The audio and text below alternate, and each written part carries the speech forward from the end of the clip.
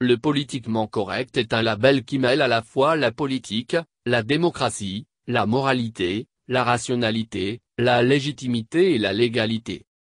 Il est cet idéal vers lequel doit aspirer toute personne qui se décide de faire la politique, mais en même temps il est cet étalon de mesure à l'aune duquel doit s'apprécier tout acte, toute action que pose chaque politicien ou chaque parti politique. Le politiquement correct implique aussi le respect des règles universelles de la démocratie, tout comme il suppose aussi la soumission aux règles constitutionnelles et morales censées régir la vie d'une nation.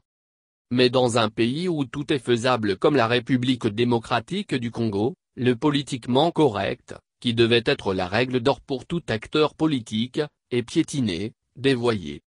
Le philosophe qui se scrute et scrute la réalité de sa société dans sa banalité quotidienne voit et entend des choses qui l'obligent à alerter et à interpeller la conscience de sa société. Car, lorsqu'un Premier ministre embauche en l'espace de 6 mois plus 800 conseillers et autres agents à la primature, c'est que ce dernier a oublié que la primature n'est rien d'autre qu'un cabinet. C'est le cabinet du Premier ministre et celui-ci est chargé d'assister le Premier ministre dans la conception, la réalisation et la coordination des tâches lui dévolues. En plus de cela, le Premier ministre a aussi à sa disposition l'expertise de tous les ministères qui composent le gouvernement et qu'il peut mettre à contribution à tout moment lorsque les circonstances l'exigent. A-t-il besoin de tous ces effectifs à la primature?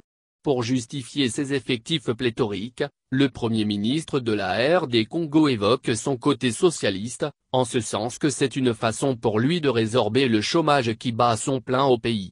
Avouez que c'est un socialisme innové et débridé. Ce personnel de la primature pléthorique qui ne reçoit ni salaire ni prime et qui doivent se contenter des gestes humanitaires du directeur du cabinet du Premier ministre, ce n'est pas du politiquement correct. Bien plus, le népotisme qui consiste à octroyer des faveurs aux proches parents est un acte contraire à l'honneur et à la dignité de la fonction du Premier ministre. Le politiquement correct est cet élan transcendant qui fait de celui qui l'observe un véritable homme d'État et qui l'arrache aux bassesses où l'on se sent dans l'obligation de ne s'entourer que ses proches parents. Que fait-on, lorsque dans un pays, toutes les institutions politiques à mandat électif tombent en désuétude, simplement parce qu'on n'a pas réussi à organiser d'autres élections? La sagesse recommande que les acteurs politiques de tous bords se réunissent pour trouver un compromis politique pour une gestion consensuelle du pays pendant la période précédant les élections qui rétabliront la légalité et la légitimité des institutions. Et c'est ce qui fut fait avec la signature de l'accord de la Saint-Sylvestre du 31 décembre 2016. Nous tous savons ce qui est arrivé à cet accord politique dans sa mise en exécution. Les uns se croyant plus malins, ont cru utile de dribbler les autres. Et nous voilà installés dans la contestation, avec comme conséquence le renforcement de la crispation politique. C'est en ce moment que le principal parti politique de la majorité au pouvoir crée, pour contrer la contestation qui a gagné la rue, une sous-structure appelée Jeunes Leaders. Ils se définissent eux-mêmes comme des soldats du raïs et arborent des bérets rouges vissés sur la tête. Ils se donnent comme objectif d'aider la police à mettre hors d'état de nuire tous ceux qui veulent troubler l'ordre public sikh. Ils revendiquent des membres à travers tout le pays. Le pouvoir politique a-t-il pris toute la mesure de la gravité de l'existence d'une telle structure qui a tout l'air d'une milice pro-pouvoir? Tous les moyens sont-ils bons pour conserver le pouvoir? L'histoire récente de l'Afrique nous rappelle encore les dégâts causés par des hordes de jeunes Ivoiriens conduits par leur leader Charles Blé Goudé.